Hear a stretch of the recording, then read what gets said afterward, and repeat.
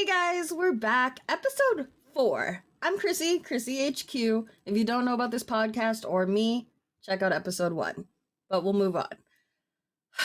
Like I said, episode 4. We're here. We've made it. 4 is my lucky number 2, so I'm very excited. Very, very excited for this. And thank you so much for you guys hanging out, watching this, or listening to it on Spotify.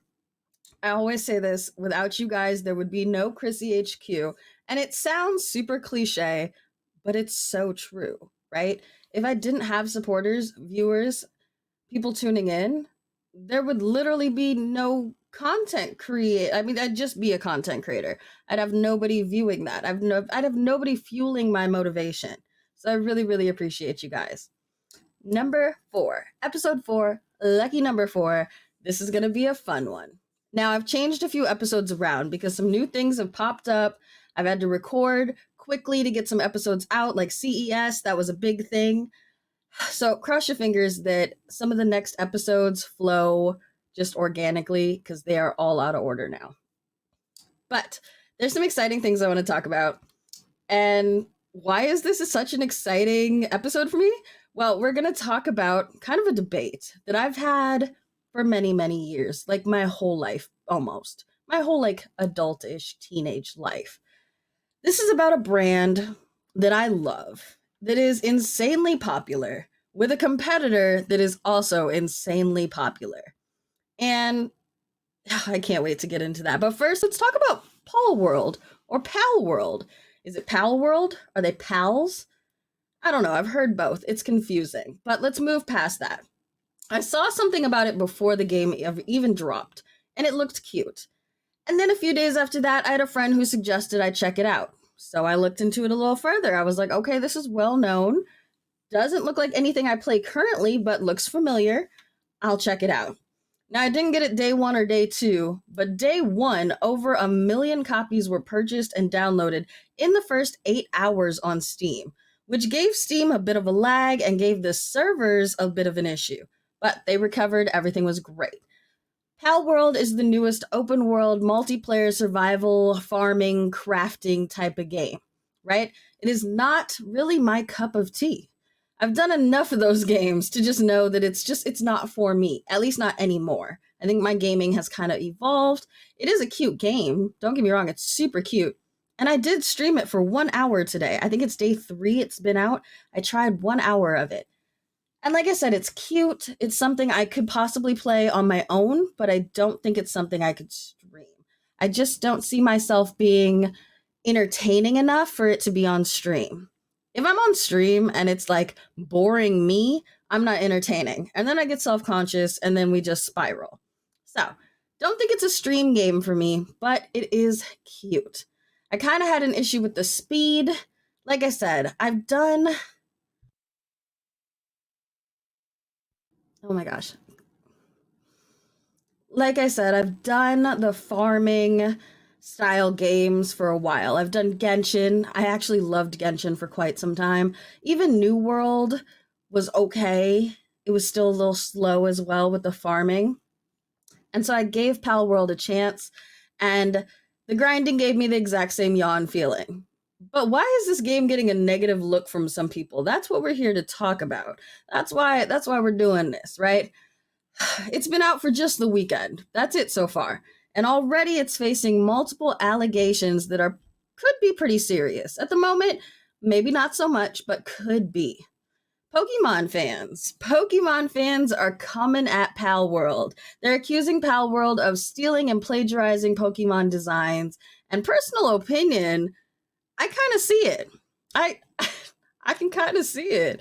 They're calling to boycott the game, potentially remove it altogether one day, but that's going to take lawsuits and other things, right? But they're also saying it's not just the look and the design of many of these Palworld pals and Pokemon, but it goes further than that. From the body structure to the themes to the colors and abilities, and there seems to be a huge similarity in gameplay as well, right?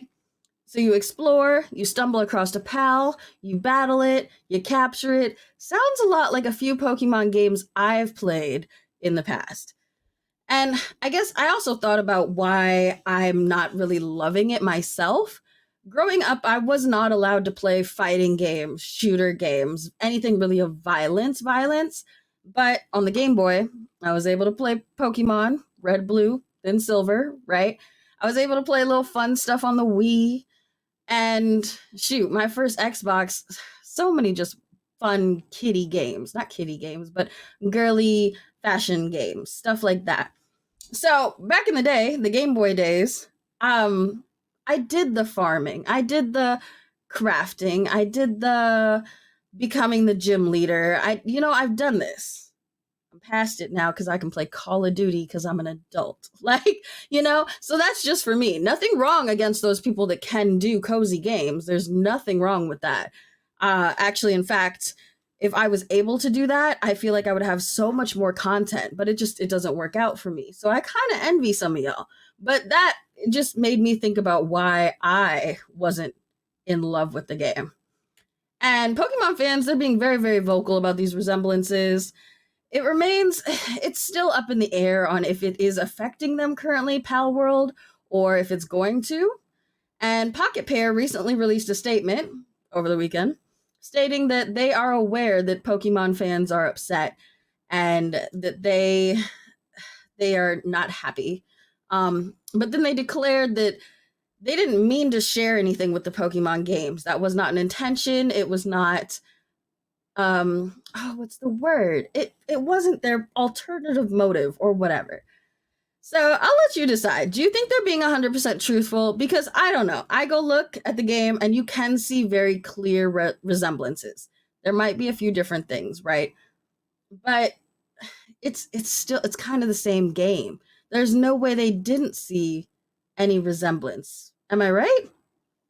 So drop in the comments below what you think. If you think that they knew, if you think that they're being truthful and all of that. Sorry, water break. But I'd love to know your opinion. And the great thing is we can all have opinions and freedom of speech. And I need you guys to keep that in mind here for the next topic. The next topic I'm about to dive into: Android versus iPhone. An age-old battle. An age-old battle that we're probably never going to end, right? 15 years of competition, and there's still no true, clear winner, right? Back in 2011, Steve Jobs said he was going to destroy Android because of the, quote, stolen product.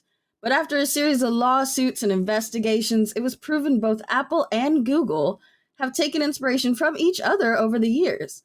And honestly, neither company would be where they are today without the other. All these years have gone by, and these two companies have gone back and forth, pushing ahead, but they're both at the top now. They've taken out BlackBerry, a very dominating powerhouse of a phone in the market at the time. They took out Nokia, very, very well known. Even the Windows Phone is failing to thrive under Apple and Google still being continued, Now, Google's Android and Apple's iOS are operating systems used primarily in mobile technology, such as smartphones, tablets, Androids. Androids are more of like iOS. No, Androids are more PC-like. iOS is more basic and what they call user-friendly, right? It has a more uniform design, and that's why they call it more user-friendly. And Android does not. Android is more customizable, which I think is cool. We're going to move on. I think I'm getting all jumbled up because I'm just like, rah, rah, rah, Android. But if you're someone who wants flexibility and a wide variety of phones to choose from, I think Android's your way to go. That's because Android was developed by Google, and it is an open source operating system for mobile devices, right? Samsung, OnePlus, Motorola, all of those use Android. Personally, I'm a Samsung girly, and Android is all about the variety, of course, right? So in their software, but also in their hardware. They have the foldable phones. They have the basic slab phones in different sizes. They have gaming phones and just more, right? So if we're talking about the slab phones, like the iPhone style, Android has more features for the slab phones. For example, the S23 Ultra offers the stylus support with a built-in S Pen. It comes with the S Pen. great for note taking, using it as a clicker to start videos or take selfies. It's a great feature. Again, it comes with, it's not an additional charge. And if you're a mobile gamer, Android has a whole category of gaming phones like the Nubia Red Magic 8 Pro and the ROG Phone 7. Yeah, the ultimate. Gosh, I haven't seen one of those, but I've heard about them. While you can still play games on your mainstream phone, these gaming phones that Android has have built-in cooling fans and trigger buttons, both of which enhance the gaming experience. So if you're a real serious mobile gamer, that's the way to go. Android also offers better zoom-in capabilities and HDR on their cameras. Now, let me stop there because I know people are going to jump into the comments real quick. The iPhone 15 Pro definitely has an amazing telephoto shot, right? Can't deny it. It has a great phone, like a great camera, right? But the Samsung, the OnePlus, the Vivo, they have the zoom, right? The Galaxy Fold 5, they can get up to 100 times zoom. They can take pictures of the moon. The iPhone can't do that. So if that's something that means a lot to you, go with Android. And I probably sound a bit biased right now, so let me just switch sides real quick, right? The iPhone 15's hardware. It's great. It's a new style. People are saying it's more ergonomic, easier to hold.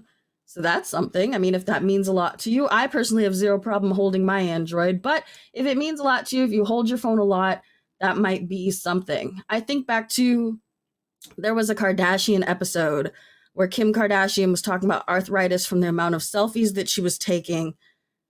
Maybe an ergonomic phone would be better for her, you know? Also, if you're a vlogger, content creator, the iPhones are far more advanced with video shooting capabilities, right? They have the raw footage, they have action mode, they're just better. Now, for me personally, I'm a content creator, but and this is just me personally, I use a DSLR for most of my content. And that's just because when I'm in front of a camera, I instantly kind of turn on the content mode. If I'm in front of my phone, I feel like I'm going to have such lazy content. But that's not everyone. That's not every content creator. So if you're doing most of your work from your phone, an iPhone is probably the way to go. That's probably it. And another big thing to have if you have an iPhone is other Apple devices. So if you're a MacBook user, an iPhone is better than an Android because they connect, right? You can answer phone calls from your MacBook that come through your phone, as well as like copying texts or web pages. You can instantly bounce them from your iPhone to your MacBook or your iPad, right? So all Apple products kind of work together better than anything else. It's kind of cool if that's something you really care about. And you can't leave out the Apple Watch. Let's talk about it. Now, I don't have an Apple Watch because I don't have an iPhone, and that's fine. I use a Fitbit a lot. My Fitbit, one of my favorite things that I wear every day. I used to have a Samsung Watch as well. I would go back to a Samsung Watch, though. Fitbit doesn't have me that bad. Like, I would totally do that.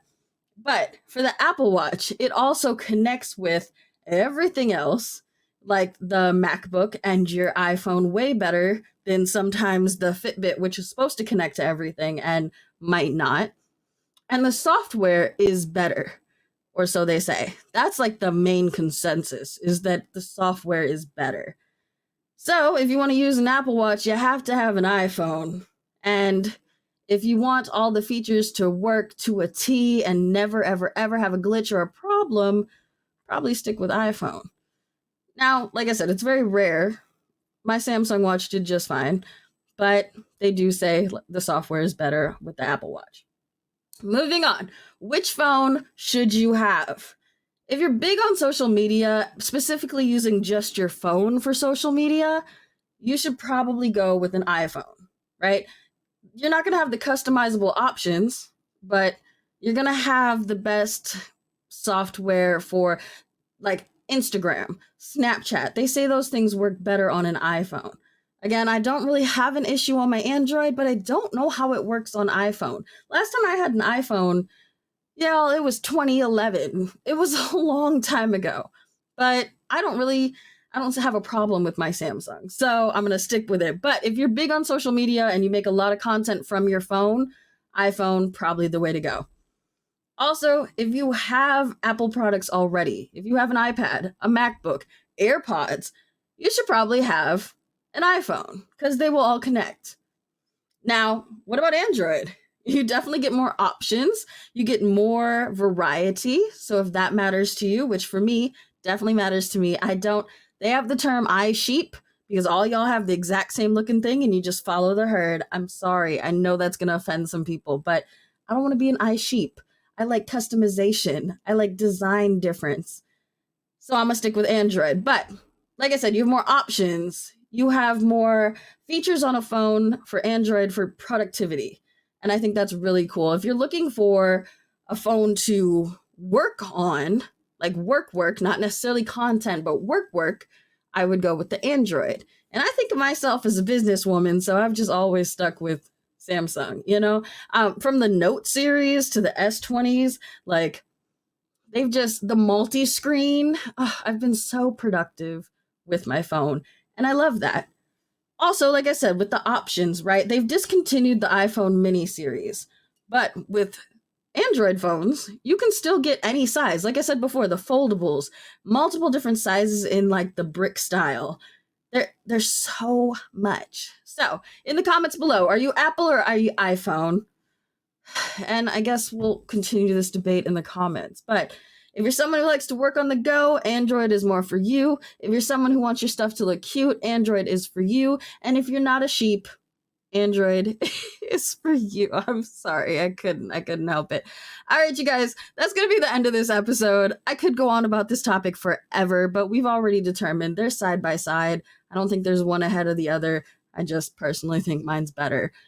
I'm Chrissy HQ. I hope you guys enjoy this episode. Again, leave your comments down below. Let's chat it up. Let's talk about it. Who knows? Maybe next week I'll talk about your comments. Bye, guys.